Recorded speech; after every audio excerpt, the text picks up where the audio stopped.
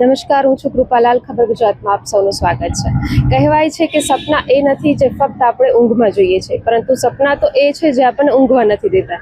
ત્યારે જામનગરે ભારતને ઘણા બધા રત્નો આપ્યા છે. ત્યારે આજે આપણે વાત કરી રહ્યા છીએ એવા જ એક રત્ન વિશે, જામનગરની પૃથ્વી સંઘાણી, કે જેને પ્રથમ પ્રાઇવેટ ઓર્બિટ રોકેટમાં ઓટોપાયલટ સિસ્ટમ ડિઝાઇન કરી છે અને જામનગરનું નામ સ્પેસ ટેકનોલોજીમાં સુવર્ણ અક્ષરે લખાવી દીધું છે. ત્યારે ખબર ગુજરાત આજે આવી પહોંચ્યું છે એલજી હરિયા સ્કૂલના આંગણે, કે જે પૃથ્વીની વાત કરીએ તો જેને એલકેજીથી લઈને 10મા ધોરણ સુધીની સફર એલજી હરિયા સ્કૂલના આંગણે કરી છે. ત્યારે આજે વર્ગખંડથી શરૂ થયેલી આ સફર સ્પેસ ટેકનોલોજી એટલે કે આપણે જોઈએ છીએ કે આભને આંબી ચૂકી છે. ત્યારે હરિયા સ્કૂલના આંગણે પણ એક ઉત્સાહ જેવો માહોલ જોવા મળી રહ્યો છે. હું Born and brought up Vibhapar ગામ જામનગર માં થયેલું.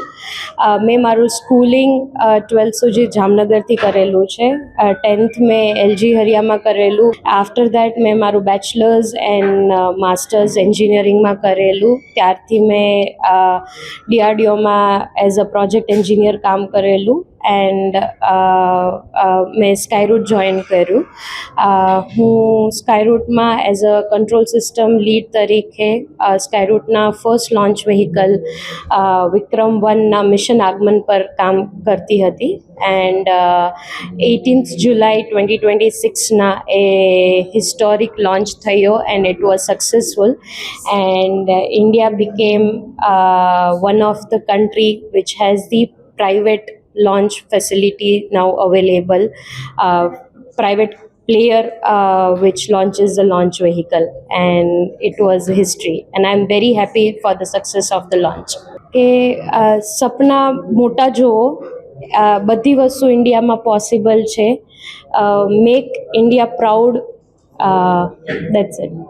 જામનગરની એક દીકરી પૃથ્વી સંઘાણી, કે જેને ઇતિહાસ રચી દીધો છે અને જામનગરનું નામ સ્પેસ ટેકનોલોજીની દુનિયામાં એક સુવર્ણ અક્ષરે લખાઈ ગયું છે.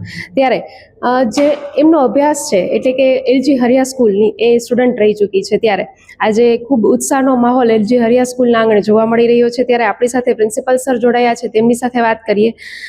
સર, જ્યારે એક વાત થાય કે વર્ગખંડોથી શરૂ થયેલી આ સફર આજે સ્પેસ ટેકનોલોજીને આજે આભને આંબી રહી છે, ત્યારે શું કહેશો તમે? કેવી અનુભૂતિ થાય છે? આજે એક એવું દિવસ અમારા માટે છે કે like we feel like that this is the classrooms to cosmos.